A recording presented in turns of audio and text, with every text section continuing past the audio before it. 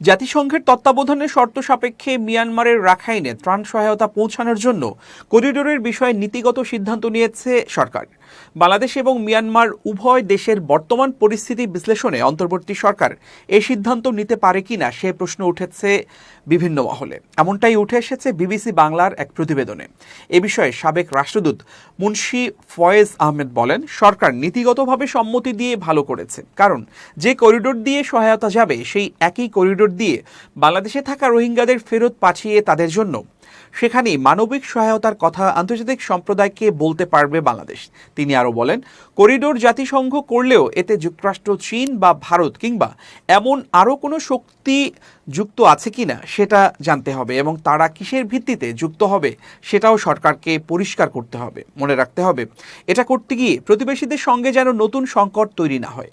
তবে প্রস্তাবিত মানবিক করিডোরের ব্যবস্থাপনা জাতিসংঘের হাতে থাকলেও এর পূর্ণ নিয়ন্ত্রণ বাংলাদেশের হাতেই থাকতে হবে বলে মন্তব্য করেন চীনে বাংলাদেশের সাবেক এই রাষ্ট্রদূত। তিনি জানান, এতে করে প্রয়োজন হলে বাংলাদেশ নিজেই তা বন্ধ করে দিতে পারবে।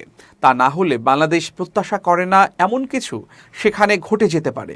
নিরাপত্তা বিশ্লেষকদের অনেকে বলছেন, দেশের ভেতরে রাজনৈতিক ঐকমত্য ছাড়া এবং একই সঙ্গে মিয়ানমারের জান্তা সরকার ও আরাকান আর্মি ছাড়াও দেশটিতে প্রভাব আছে এমন আঞ্চলিক সব পক্ষ একমত না হলে প্রস্তাবিত করিডোরটি বাংলাদেশের জন্য সামরিক ও নিরাপত্তা ঝুঁকি তৈরি করতে পারে। তাদের মতে, জাতিসংঘ এবং পশ্চিমা দেশগুলো মানবিক করিডোরের জন্য বাংলাদেশের বিকল্প হিসাবে মিয়ানমারের সিতওয়ে বন্দর ছাড়াও বঙ্গোপসাগরের মিয়ানমার উপকূলের অনেক জায়গা ব্যবহার করতে পারে।